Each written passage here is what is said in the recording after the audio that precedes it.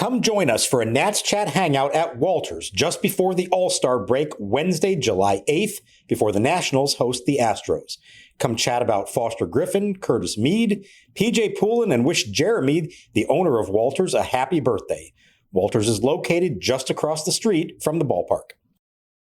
Some days you just want to amplify your everyday look. Like when you want the look of false lashes without the extra effort. Reach for Thrive Cosmetics Liquid Lash Volumizer Mascara. Or when you want all eyes on your smile, keep Empower Gloss Ultra Glossy Lip Serum in your bag. It's a burst of 24-hour hydration that smooths like a serum, shines like a gloss, and can be worn sheer or layered. You'll always look and feel your best with Thrive Cosmetics. Plus, every product is 100% vegan, cruelty-free, and made with clean, skin-loving ingredients that work with your skin, not against it. Amplify your everyday. Go to thrivecosmetics.com/shine26 for an exclusive offer of 20% off your first order. That's Thrive Cosmetics, CAUSEMETICS.com/shine26. Bigger lead for Nunez now, not running the pitch. Swinging a long drive, right field, way back it goes. He's got another one. That one to the left of the bullpen, a two-run shot. The Nationals lead it 7-1. 18th home run for Garcia. On a fastball up and out of the zone, he crushed it for his second of the night. Now Matson ready. Here's his pitch. Swinging a long drive to right field. This is way back. Going, and gone. Goodbye. Another home run for Daylen Lile. That's his second of the game. He now has 4 runs batted in for the night. And the Nationals continue to pour it on here at Nationals Park. It's now Washington 9 and Pittsburgh 1.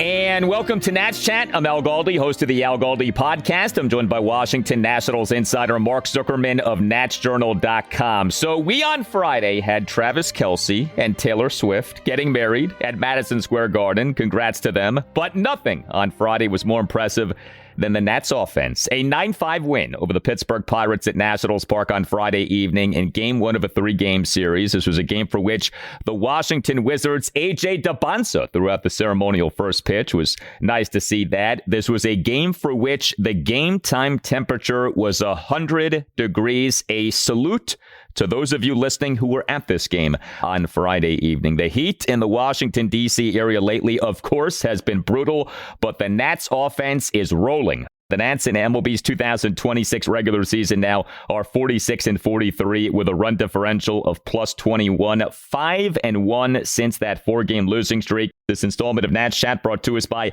Mason Kalfas. He is the top legal recruiter in Washington, D.C. Mason and his team at Zenith Legal specialize in placing partners, associates, and senior government lawyers at elite firms across Washington, D.C. and the country. You can reach Mason at 202-486-3535. And the Nats beat a decent, if not good, Pirates team. The Pirates now are 44-45, but with a run differential of plus 21. Nice to have you with us. A good crowd on Friday evening at Nationals Park. 30,331 as the Nats after the game held their Freedom Fireworks celebration. We say happy July 4th. We look forward to Game 2 of this series Saturday morning at 11:05 in the Nats annual 11:05 a.m. July 4th home game. One of the great traditions of the Nats. We do have suspensions to discuss, and suspensions we shall discuss. We'll get to those later in the show. But the Nats on Friday evening put on a show offensively. 9 runs, 12 hits, which were 5 home runs, a triple, 2 doubles, and 4 singles, 3 walks, 2 for 7 with runners in scoring position. Luis Garcia Jr. and Daylen Lile each hit 2 home runs. Mark, the Nats over their last 3 games, all wins, have outscored opponents 27-8. For all of the talk about other stuff, the Nats offense, which of course has been so good this season, may well be peaking right now in terms of what we have seen so far this season. This offense is just on fire. I mean, Luis Garcia Jr. on fire. Daylen Lile maybe starting to catch fire. We know already what James Wood, C.J. Abrams have been doing all year long. Dylan Cruz, I know he didn't do a lot in this game, but he's been doing a lot better here lately. Jose Tena is homering as the number 3 hitter. It is all working for them right now. And my two takeaways from this game, then they kind of go together, is that I think at this point it is safe to say that both the Nationals lineup and Foster Griffin have fully established this is who they are. I don't see either of those things changing the rest of the year. This lineup is legit. It proves it time and time again. Foster Griffin is legit. He keeps proving it time and time again. The Nats in this game battered the Pirates starting pitcher Mitch Keller. He allowed 5 runs in 6 innings. 3 of the Nats' 5 homers came off Keller. And I mentioned Luis Garcia Jr. being one of 2 Nats, each of whom had 2 home runs in this game. What is happening with Garcia right now is almost frightening. It's almost scary what this guy is doing. He is the Nats starting first baseman and number 2 batter, went 2 for 4 with a 2-run homer, a solo homer, and a walk. He and the Nats 1-run first, had a 1-out solo homer to right field for a 1-0 Nats lead. Garcia in the Nats 2-run 7th, had a 1-out 2-run homer to right field on a 1-2 pitch to conclude a 9-pitch plate appearance to put the Nats up 7-1.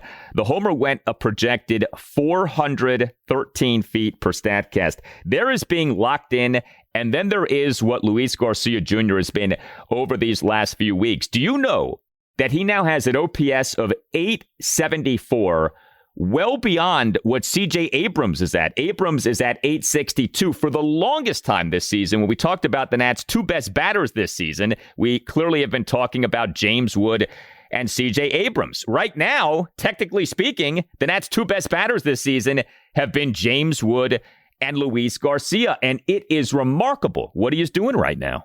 And this doesn't show any signs of slowing down either. He is on probably as good of a power heater as we've seen since Kyle Schwarber in June of 21. That's to take nothing away from James Wood, who we know when he gets hot, he does it all. What Garcia is doing is not that he's not hitting as well, but it's the power especially. And he keeps doing it in such a unique way. That second home run, the 9-pitch at bat that you referenced, is the quintessential Luis Garcia at bat right now.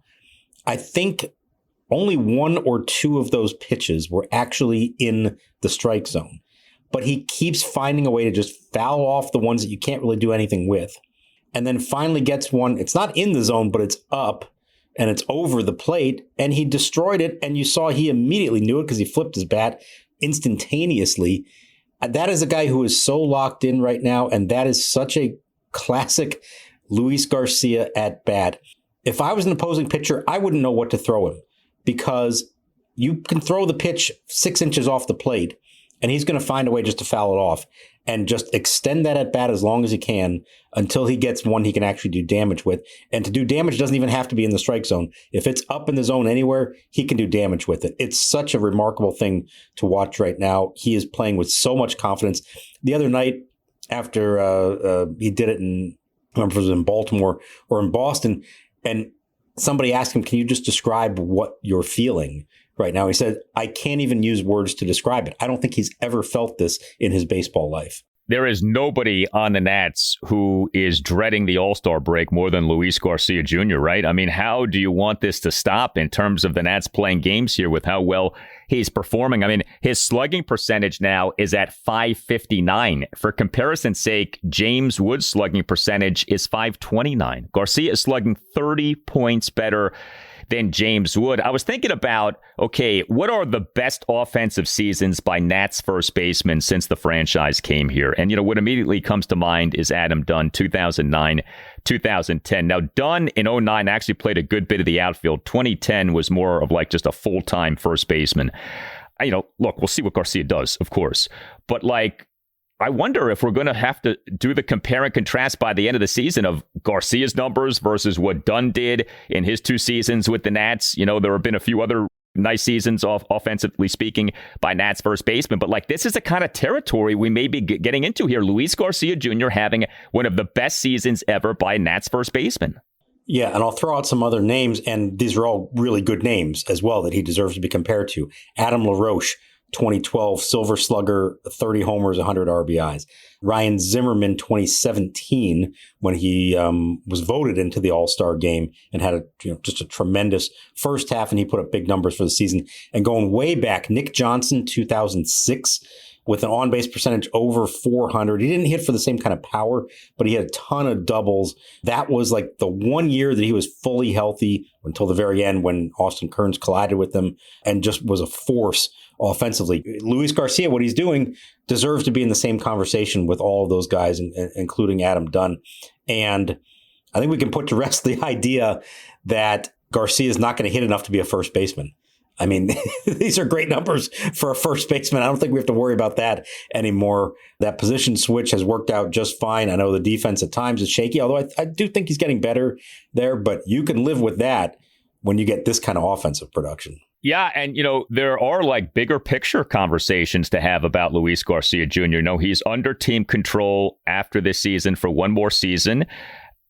Do we have to have a contract extension conversation about Luis Garcia? If you're Paul Taboni, do you have to start thinking in those terms? I mean, I think we all want to see more, but what is it here that the Nats have in this guy? What he is doing really is just so impressive. And then also hitting 2 home runs in this game, Daylen Lile, he is the Nats starting left fielder and number 6 batter, went 3 for 4 with a 2-run homer, a solo homer, and a double. So 10 total bases for Lile in this game. He and the Nats 1-run second, had a 1-out first pitch solo homer to center field for a 2-0 Nats lead. That homer went a projected 417 feet per Statcast. Lile in the Nats 3-run third had a 2-out RBI double to right field on an 0-2 pitch for a 5-1 Nats lead. Lile in the Nats 2-run eighth had a 2-run homer to right field for a 9-1 Nats lead. We have seen Lile kind of run hot and cold so far this season, but really good stuff from him in this game on Friday evening. His OPS now up to 730. He's looked better here in recent days, and this particular game probably felt like the closest we've seen from him so far this year to the 2025 version of Lile. Hitting for extra bases, running the bases well, hitting the ball with authority like that, and doing it across multiple at-bats within a game. Now, he's still got a ways to go to prove it, that this is more than just a nice little hot stretch. But, I mean, man, this lineup has been so productive despite a guy like Lile being just kind of inconsistent. He hasn't been bad, but just hasn't really been close to what we saw from him last year. If he were to take off now, and you're adding that to everything else this lineup has going on, my God, what are we talking about for the rest of this season? It's a welcome development for sure. And cross your fingers that this isn't just a nice couple of days, that this is actually a sign of him breaking out. The offense regresses, maybe the offense gets better. I mean, that may be what we're seeing right now. Maybe the offense actually gets better, not worse. In terms of the most impressive home run in this game, that goes to Jose Tena, certainly from a projected distance standpoint, 434 feet per Statcast. He was the Nats starting DH and number 3 batter. And, you look at your Blake Butera lineup and you maybe say Jose Tena, number 3 spot, designated hitter, 1 for 5 with a mammoth 2-run homer. Tena in the Nats 3-run third, a 1-out 2-run homer to right center for a 4-1 Nats lead. This was that kind of game where Jose Tena is hitting 430-foot home runs. I've decided I'm going to stop talking about and questioning why Blake Butera uses certain guys in the number 3 spot in the lineup, because it often feels like it doesn't make sense given the talent that they have. But I'll tell you what, it's working, whether it's Andres Chaparro the other day, Jose Tena in this one, Curtis Mead early on before he really took off, and we had reason to believe that was legit. Tena, in so many ways, just does not profile, not just as a number 3 hitter, but in this particular lineup, all those other names we just talked about, and this is the guy you're going to put in that prominent spot.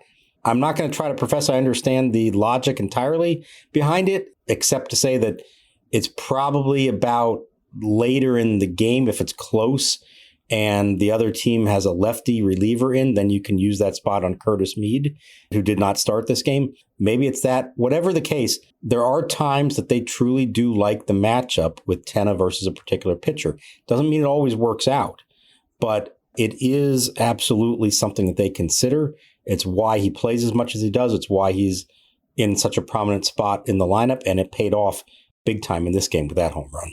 The team is not going to be super open about, nor should the team be super open about it, but clearly what is being done is working. And clearly what is being done in an intelligent and effective manner. And, we talk about like Nats baseball ops. I mean, what those guys are doing, the information that they are providing to Blake Butera and then the lineups that Butera is putting out there. I mean, how do you complain? How are you just not overwhelmingly impressed by the results here? Just tremendous. James Wood, he was the Nats starting right fielder and number one batter, 2 for 5 with a triple and a double. James Wood had a triple and a double, and we're only now getting to him because of all the other great things that happened with the offense in this game. Wood in the Nats 3-run third had a leadoff triple to right field. As we are recording this, the Nats and Pirates are 2 of the top 3 teams in the majors in runs scored. Given the heat in the D.C. area, we could have some slugfests here over the course of this series. Yeah, we absolutely could. And also given the fact that Zak Kent and Miles Mikolas are your announced starting pitchers for the next 2 days this weekend for the day games when it's going to be even hotter. Yeah, watch out. Did you see the stat during the game on Nationals TV? I did not realize this. Nationals Park is the number 1 hitters park in baseball this year. It's ahead of Coors Field, ahead of Sacramento. Now, is that the ballpark or is that the team that plays all its games there? And I'm talking about both from an offensive standpoint and from a pitching standpoint. I'm guessing it has more to do with that than anything about the ballpark itself. But we do know historically that while it may not play very hitter friendly in April and May, once the temperature rises, once we get to summertime, the ball does travel. And we certainly saw it in this game, and I would imagine we're going to see a lot more of it this summer.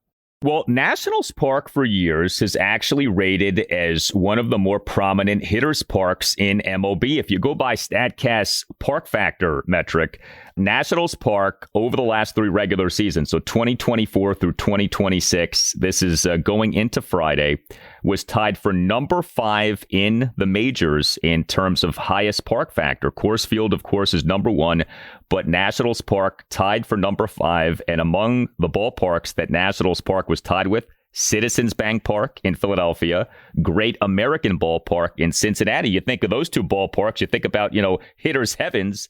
Nationals Park is in that company. Like, it is a hitter's ballpark. And this season, it's even more of a hitter's ballpark.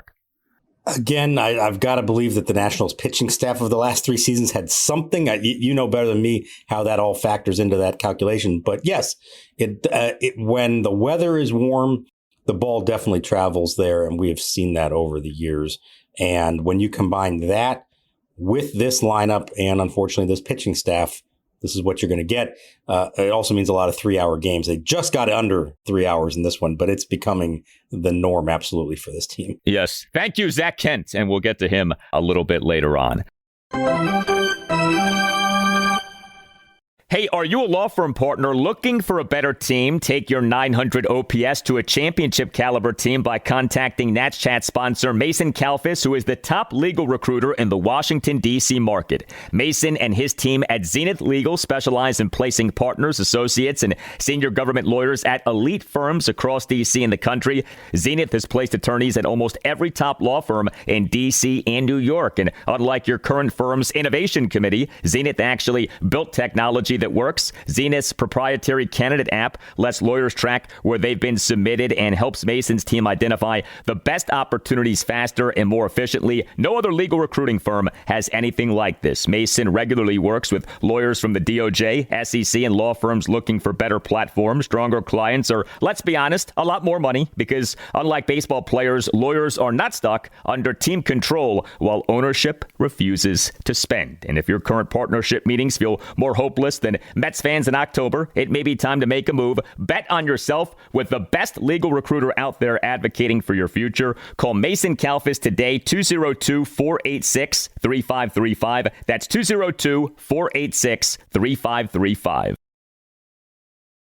Some days call for some oomph to amplify your everyday look. Like when you want the look of false lashes without the extra effort. Reach for Thrive Cosmetics Liquid Lash Volumizer Mascara. Or when you want all eyes on your smile, keep Empower Gloss Ultra Glossy Lip Serum in your bag. It's a burst of 24-hour hydration that smooths like a serum, shines like a gloss, and can be worn sheer or layered. You'll also look and feel your best with Thrive Cosmetics. Plus, every product is 100% vegan, cruelty-free, and made with clean, skin-loving ingredients that work with your skin, not against it. And for every product purchased, Thrive Cosmetics donates to help communities thrive. So every time you use your favorite Thrive Cosmetics product, you're helping communities you care about too.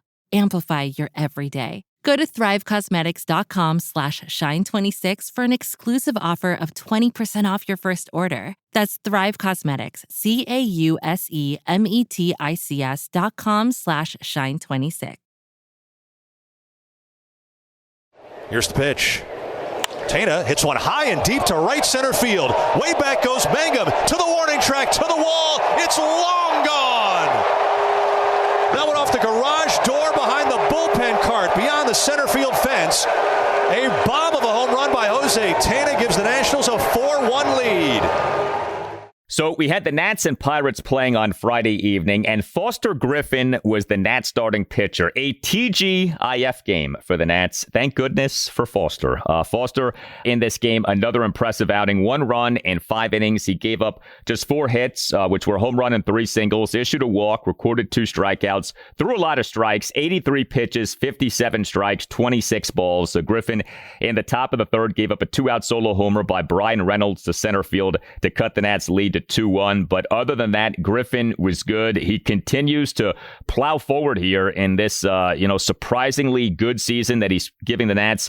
18 games, all starts, ERA 2.87, WHIP 1.04. You would think in theory could have gone longer than the 5 innings and 83 pitches, but it was hot. He was coming off a lengthy outing. And so he went out there and he did what we have come to know him to do, and that is be effective. And he was effective again. Yeah, I think might be 5 straight starts with 1 earned run or fewer that's allowed. So he is sustaining this. The Pirates are a team that he faced earlier in the year in April, and they actually got to him for 5 runs, if I remember correctly, 4 or 5 runs in April. And, I know it's a very different team, different story now, 3 months later, but another good sign that he can make some adjustments and have success. And I think it was calculated. I think going into this start, they probably planned on him going fewer pitches because he extended himself last time out, where Blake Butera allowed him to go deeper into that game in Baltimore because they really needed it. They knew that he had, going into that one, an extra day off, so they felt comfortable extending him. This time it's on normal rest. It's very hot. I think they probably went into this planning on a lower pitch count. Now, he could have gone 6 innings with a little bit lower pitch count. Maybe they send him back out there. But once he's up into the 80s, I think they just figured it's not worth pushing anymore. And so that's why he came out. And you mentioned the ERA, 2.87. You mentioned the WHIP, almost down to 1. I said a couple of starts ago from him, if he could somehow get to 10 wins and an ERA in the 2s, you would think there'd be some serious all-star consideration. Well, he's got the ERA, he's got the WHIP almost under 1. He's up to 9 wins, and unfortunately, because of, I believe it was 3 straight of his starts at the bullpen blue, including that game in San Francisco, he doesn't have the wins. All-star voting has already taken place. We're going to find out on Saturday who's on the team. My guess is he's going to be left out because the National League is very deep and maybe this late charge isn't going to be quite enough. But that doesn't take away from what he's done. He has pitched well enough, certainly, to be a National League All-Star this year. It's too bad the surge of Luis Garcia Jr. is coming now. You wonder to what degree he would be a candidate for the National League All-Star team. I don't have high hopes that he ends up on that team, but, that we can have a conversation of, hey, Griffin is a candidate, Garcia is a candidate. I mean, that is just wonderful to be able to talk like that. And it's just nice to have a year in which you're not saying, well, the Nats have to have somebody. Who's it going to be? Or, well, the token, hey, James Wood's their best player, so he's going to make it. No, these are all guys who legitimately have performed well enough to merit it. And perhaps in a year or two, if they are clearly above 500 and getting more attention as being a legit contender, perhaps you start seeing these things like we used to see back in the day, where not just 2, but you're getting 3, even 4 All-Stars because the team is that good. Well, when you guys vote for your Team Media Awards in a few months, it will not be like in 2022 when the immortal Erasmo Ramirez won Pitcher of the Year for the Nats. All due respect to Erasmo Ramirez, but I feel like this year, the way we're tracking right now, Foster Griffin would seem to be in the lead. That would be, I feel like, a more appropriate winner for Pitcher of the Year for our Washington Nationals. I would like nothing more than to have a slam dunk decision instead of having to scrounge around whatever they had in 2022 to come up with a valid choice. I also hope that Foster Griffin is pitching for the Nationals for the rest of the season and puts himself in that conversation, because if, God forbid, he were traded, that would make him ineligible for that award. I would think the award at some point does get renamed the Erasmo Ramirez Memorial Pitcher Award, but that's a different conversation for a different episode of the podcast. 4 Nats relievers in this 9-5 win over the Pirates at Nationals Park on Friday evening combined to allow 4 runs in 4 innings. Yeah, the bullpen was not exactly sparkling in this game. Orlando Revolta was good. He tossed a scoreless top of the 6th with 2 strikeouts. Justin Lawrence tossed 2/3 of his scoreless inning, but he retired just 2 of the 5 batters he faced. He began the top of the 7th by retiring each of the Pirates' first 2 batters, but then gave up a double and 2 walks. Clayton Beeter faced 1 batter and got 1 out. And in retrospect, this actually was a fairly big out given how relatively close the game ended up becoming. Beeter came into the game in the top of the 7th with the bases loaded, 2 outs, and the Nats up 5-1.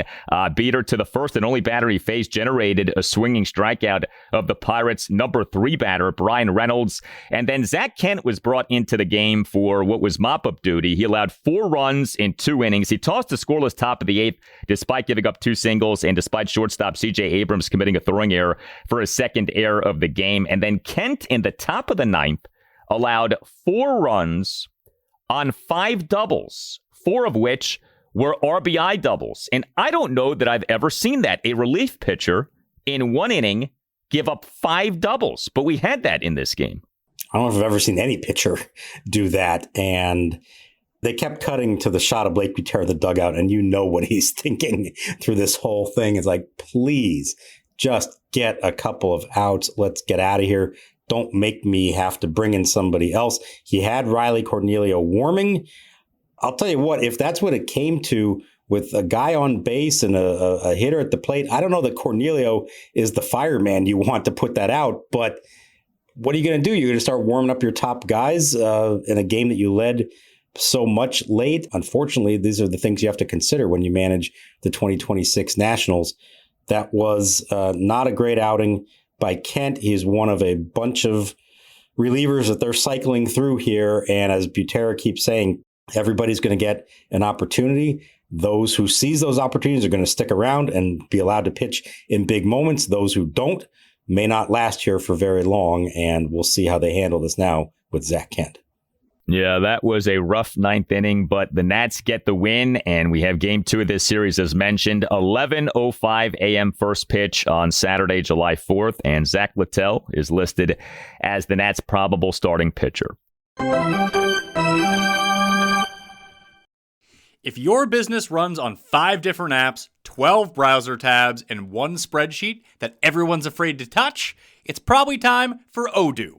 Odoo is an all-in-one business management software that connects every part of your business into one powerful, easy-to-use platform. So instead of wasting time switching between disconnected systems, your entire business works together in real time. Your team moves faster, your data stays accurate, and you can actually focus on growing your business.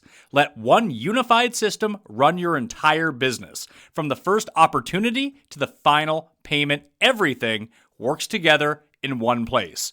Whether you're a small business or managing a large operation, Odoo gives you one flexible platform built to grow with you. Learn more at odoo.com. That's ODOO.com. Feel your best and amplify your everyday look with Thrive Cosmetics. Go to thrivecosmetics.com/shine26 for an exclusive offer of 20% off your first order. That's Thrive Cosmetics, CAUSEMETICS.com/shine26. It's been a tough couple of days. It's been hard to sleep. I just never in a million years thought that I would be in this situation. I think that the character of this clubhouse, it's full of integrity, it's full of love, and that's what we want to spread to everyone that walks in here. And to think that, an instant where there was no ill intention that could distract those things that we value, it's hard. All right, so punishments are in for the Cade Cavalli Wilson Contreras incident from this past Tuesday night in the Nats 8-1 win at the Boston Red Sox. Michael Hill is the Senior Vice President of On-Field Operations for MLB. He, on Thursday, announced discipline for the incident. Cade Cavalli got a 7-game suspension, quote, for his actions initiating and during the benches clearing incident, end quote. Wilson Contreras got a 7-game suspension, quote, for his actions during and following the benches clearing incident, end quote. Nate Eaton, Red Sox outfielder, he got a 3-game suspension, quote, for his actions during the benches clearing incident, end quote. And Nats starting pitcher Miles Mikolas, he got a 5-game suspension, quote, for his actions during the benches clearing incident, end quote. Each player also was fined an undisclosed amount. Each player is appealing his suspension. So while the appeals are going on, everything kind of stays as is until we get a resolution on this. As was said in the statement, quote, unless appealed, all 4 suspensions will be scheduled to begin tomorrow, as in Friday. If any player elects to appeal, then his discipline will be held in abeyance until that process is complete, end quote. I love that word, abeyance. That is such an official word to use in a statement like that. I guess let's start with this. When do you think we'll find out the results of the appeals? I think it's going to be a few days. I don't believe that they would do these things over a weekend, and especially a holiday weekend. And so this could actually drag on for several days. And the interesting thing there is that Mikolas, of course, scheduled to pitch Sunday. Cavalli scheduled to pitch on Monday. They haven't announced that one, but that would be his turn. And I do wonder if the Nationals might try to take advantage of the situation a little bit. It's not uncommon to do something like this. Certainly, you don't ever want to be in a spot where you have back-to-back starting pitchers suspended at the same time. That you're not allowed to replace them on the roster, mind you. You have to be 2 men down for the games that they're out. So to do those simultaneously would really cause a lot of problems for the team. So what I could see happening, just a theory, Mikolas goes ahead and pitches on Sunday. Now we get to Monday, and perhaps he decides at that point, hey, you know what? I'm going to drop that appeal. I'll serve my 5 games, because the chance of his being reduced, you got to understand that there's a calculation by MLB to the number of games they give. When you're a starting pitcher, they're going to give you at least 5 because they want you to have to actually miss a start. So if he were to wait until after he pitched on Sunday and then do it on Monday, yeah, he might miss a start at the back end of all that, but it gives the team a little more time. And then Cavalli, in theory, could still pitch Monday unless there's somehow a ruling on him before then. Then I think he will go to his hearing because I think he's going to try to get it reduced. And I think there's a decent chance it gets reduced by a game or 2. I don't see it being reduced to less than 5. Again, because of a starting pitcher, they're not going to give him a penalty that ultimately doesn't even result in him missing actual game action. So perhaps then he gets his reduced, he serves his, and they drag the process out a little bit, and maybe it doesn't happen simultaneous to each other. That would be my guess for how this all plays out. You never know for sure. But just to reiterate this point, because I know I got a lot of reaction from people the last 24 hours, how can they give Cavalli the same number of games as Contreras when you just look at the actual actions on the field and you would think that Contreras should get more? Yes, it's the same number, but you got to remember Wilson Contreras is an everyday player for the Red Sox. He's going to actually have to miss 7 full games, or if they reduce it, say 5 or 6, whereas Cavalli, you're really talking about 1 game ultimately that he's not going to be able to pitch in. So yes, the numbers are on par with each other. That doesn't necessarily mean that MLB viewed the 2 of them in the same category. It is, though, 7 game checks that Cavalli would not get if he has a 7-game suspension that holds up. Not that each player gets an actual check for each game, but these suspensions are suspensions without pay. You're not paid during a suspension. So from a financial standpoint, it does behoove you to get the suspension reduced, not just from an availability perspective, but also a money perspective. Cavalli already is being fined an undisclosed amount. So that's part of this too. Yes, absolutely. And look, almost every player who gets suspended for almost anything does appeal. That's the standard process. It's been collectively bargained between the league and the union, and they almost always, unless there's a case that's just so clear cut and there's really no excuse for whatever the person did, they pretty much always appeal it, and very often do get it reduced, like I said, by maybe a game or two. So they'll let that process play out. But I don't think we're going to hear anything about that until early in the week. And remember, all 4 players, when you count both teams, are going through the same process. There's only so much MLB can do in the course of a day. So even if they start holding a hearing for one of these guys on Monday, it could take several days for them to get through all of them and make decisions on everybody. Now, MLB is purposely vague in these statements in terms of why exactly guys get the punishments that the guys get. And that's understandable. But I think an obvious thing that people wonder about is, okay, to what extent, if at all, did what Cavalli said to Wilson Contreras, sit down boy, end quote, factor into Cavalli getting a 7-game suspension? Now, it's interesting, sort of the language that's used here. Cavalli got his 7-game suspension, quote, for his actions initiating and during the benches clearing incident, end quote. Regardless of where you stand on him having used the word boy, if you're being honest about this, Cavalli did incite the incident with initiating the trash talk in that moment. Now, there's backstory here, no doubt. That's why Wilson Contreras, I think, carries the majority of the blame for what happened. But in that moment, Cavalli was the guy who initiated the trash talk, and then Contreras responded, and we got what we got. So, I guess we'll never know to what extent Cavalli using that word boy factored into this punishment. But, I wonder if maybe it didn't factor at all, just because Cavalli, it was his talking to Contreras that initiated this, and that may be the prism through which MLB is viewing this. It's not so much what Cavalli said, it's just that he said something, that he sparked this, and so, that gets factored into him getting a 7-game suspension.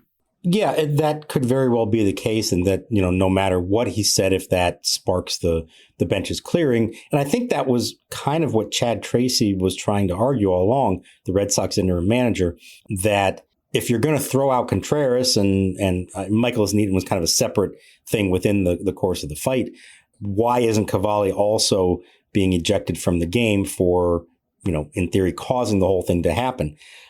The other thing I'd say about this, and I don't know who out there has watched this yet, the account John Boy, who for many years has really broken through in a way that nobody has ever done before in these videos, extensive videos in which he's able to get audio and lip read and truly break down moments like this and give you a full picture of what was said and when things happened. He put out a 15-minute video on this, and I'm not going to sit here and tell you have to watch it, but it does, I think, provide a little more context to all of this. And what was part of that I didn't realize covering it in person is that Cavalli kept kind of egging on Contreras as he had already sort of started to approach him. And there's a lot of, come on, come and get me. And he used boy several times. Now, you can argue whether, again, there was any intent behind that word, boy, and I still firmly believe that Cavalli did not use that in a way that was meant to be offensive to Contreras because of his, race or background. But he was kind of once Contreras started coming out there, it's not like Cavalli backed off. He was kind of saying, hey, let's go, bring it on. I'm ready. Let's do this. Yes, this happens anytime you get really upset professional athletes who want to get, into something that resembles a fight, but there do have to be consequences for that. So number one, that, and then number two, I think also if you're Major League Baseball, even if you can look at this and say that you don't believe that Cavalli had that kind of offensive intent behind his words, really the point of all these kind of things and suspensions is to try to deter anybody in the future from doing the same thing. It would behoove MLB, it would behoove everybody for that kind of situation not to come up again. And so it's unfortunate that maybe Cavalli has to be the fall guy for that in some ways. But I think MLB is probably trying to put a little message within this, not just to Cade Cavalli, but to the whole league, as if to say, hey, here's a situation that could have turned really ugly, that could have been construed very differently. We don't want this in our game. Be aware that if you were to go that route and had true intent behind it, you'd be in significant trouble. I wonder if that's part of the equation here. You know what's funny, too? Here we have an incident off which 4 guys get suspended, including 2 guys each getting a 7-game suspension. I went back and watched it earlier on Friday. Correct me if I'm wrong. Not a single punch was thrown in this entire incident, right? Okay, so you're nodding. Yeah. Yeah, correct. And so isn't that funny that, this is being talked about as this massive incident, and we have 4 suspensions and 2 7-game suspensions. 7-game suspension is pretty significant, right? Not a single punch was thrown. And it's so funny now in MLB the way things are. And I'm not saying this is bad, but I remember back in the day, right? In the 70s and 80s and 90s, there were real brawls, guys throwing punches, violence would happen on these fields. And I'm not saying that that's good, but that used to be what resulted in guys getting suspended. Baseball is very different now. You have guys making a ton of money. No one is in the mood to risk injury or suspension by getting into a fistfight. Okay, so you do not see now what you saw back in the day. But when we talk about what happened between the Nats and the Red Sox this past Tuesday night, that is very quaint and very calm and, very serene as compared to for those who are unfamiliar with the way things were, YouTube Orioles Yankees 1998 brawl. OK, YouTube Mets Cardinals 1986 brawl. Those were brawls. And I just get a kick out of this. For all the talk about what happened on Tuesday night, not a single punch was thrown.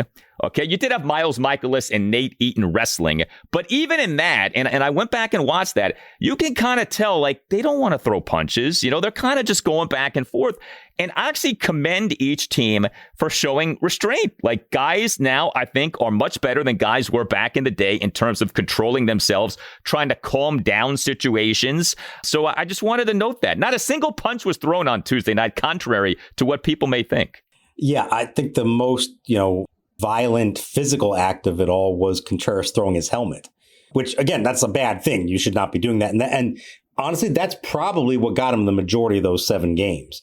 If he just goes out there and starts yapping and maybe tussles a little bit, he may not get the full 7. But I think the throwing of the helmet is what probably took it to another level. But yeah, it's not what it used to be, for better or worse, however you want to view that. And I think there is an understanding. The last thing anybody would want in a situation like that is for somebody to actually get hurt and have to miss time because of it. Before we wrap this up, I want to share one other thing. Paul Taboni actually sent out kind of another statement to the beat writers on Friday. So this would be after the suspension was announced, because he spoke to us on Wednesday before any of that, and kind of wanted to reiterate his support for Cade Cavalli, even with the 7-game suspension and the appeal process. I want to read that because I think it's important for people to hear what Taboni is saying about this. He says this, quote, "This has obviously been a tough couple of days on Cade. I've been around a lot of people in this game, whether it's players, coaches, or front office personnel. And in terms of character and values, Cade is right there at the top. I'm also proud of how he's handled this situation specifically. He's learned from it in large part because he's thoughtful, humble, and empathetic. Maybe most importantly, anyone who knows Cade knows this. He really cares about being a good person.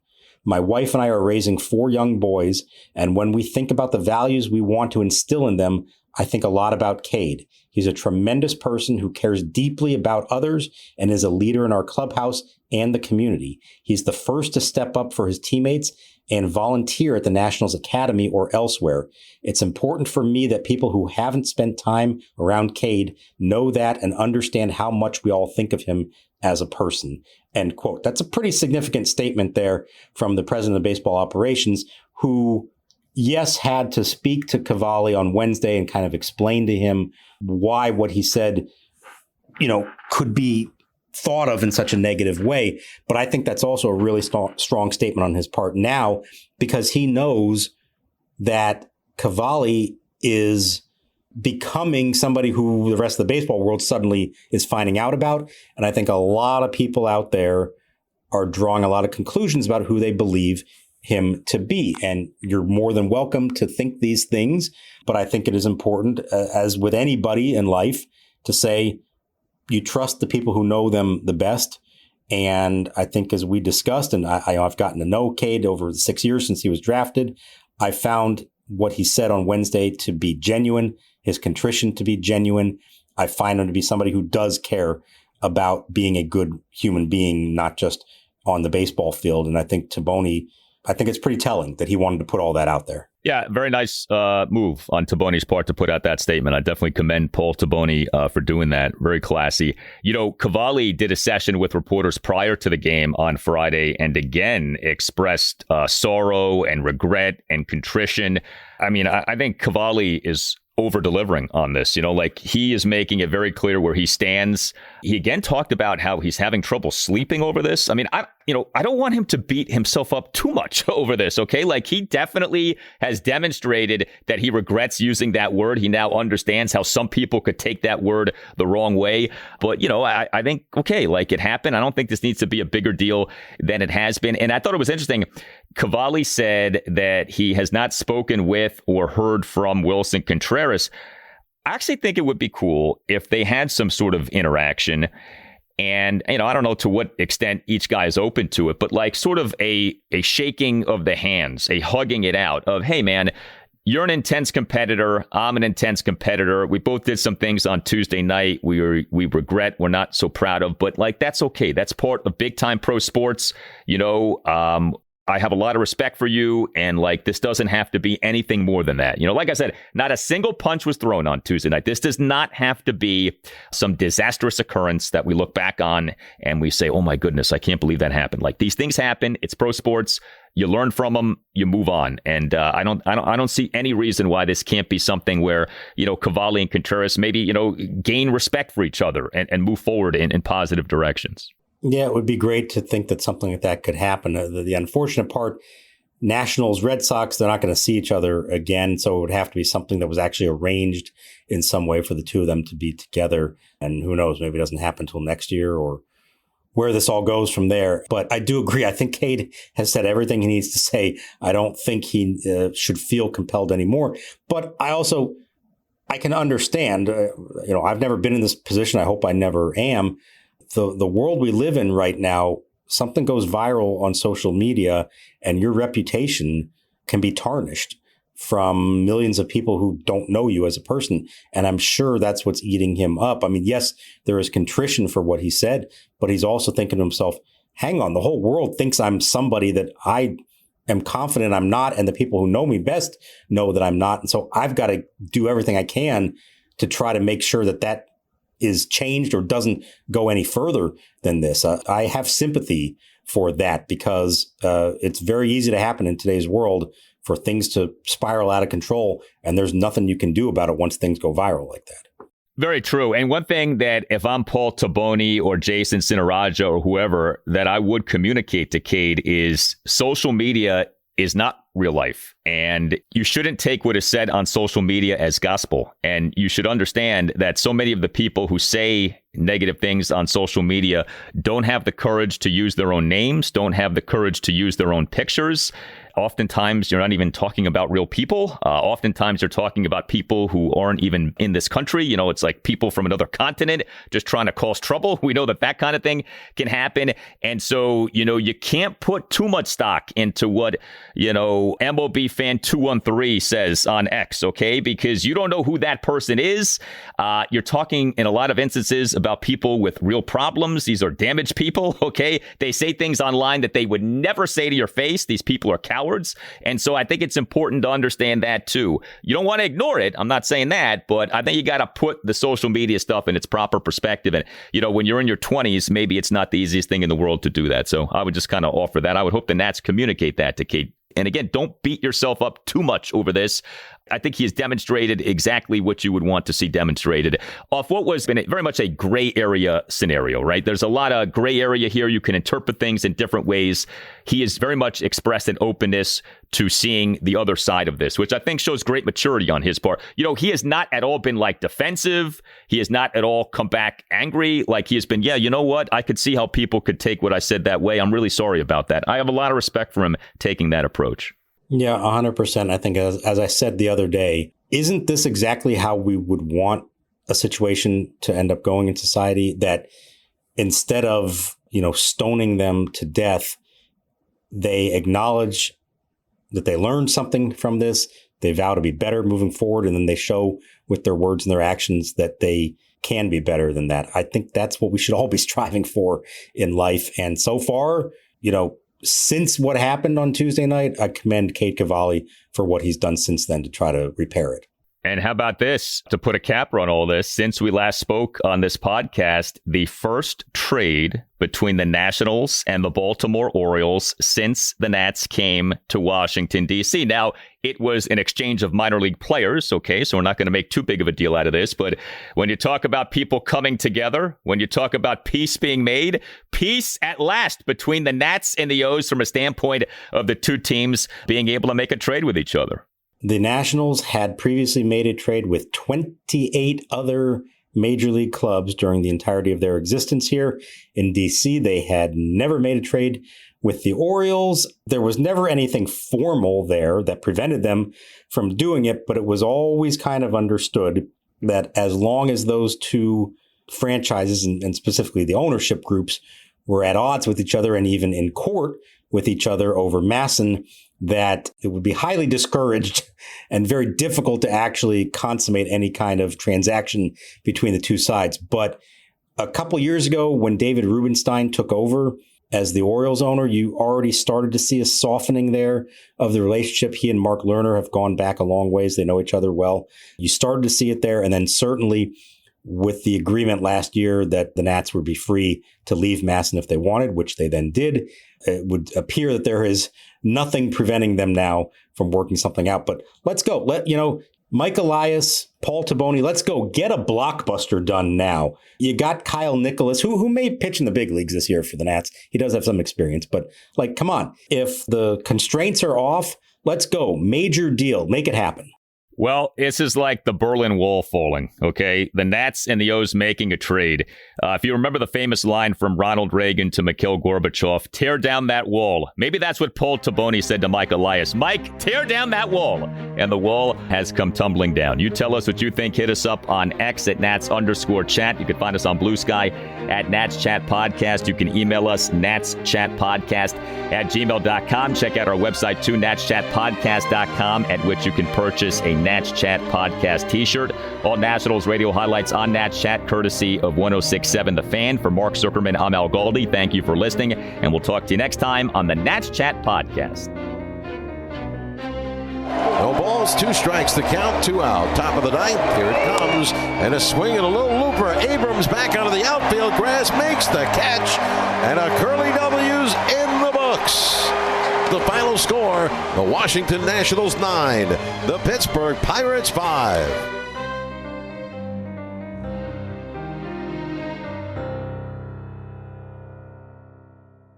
Feel your best and amplify your everyday look with Thrive Cosmetics. Go to thrivecosmetics.com/shine26 for an exclusive offer of 20% off your first order. That's Thrive Cosmetics, CAUSEMETICS.com/shine26.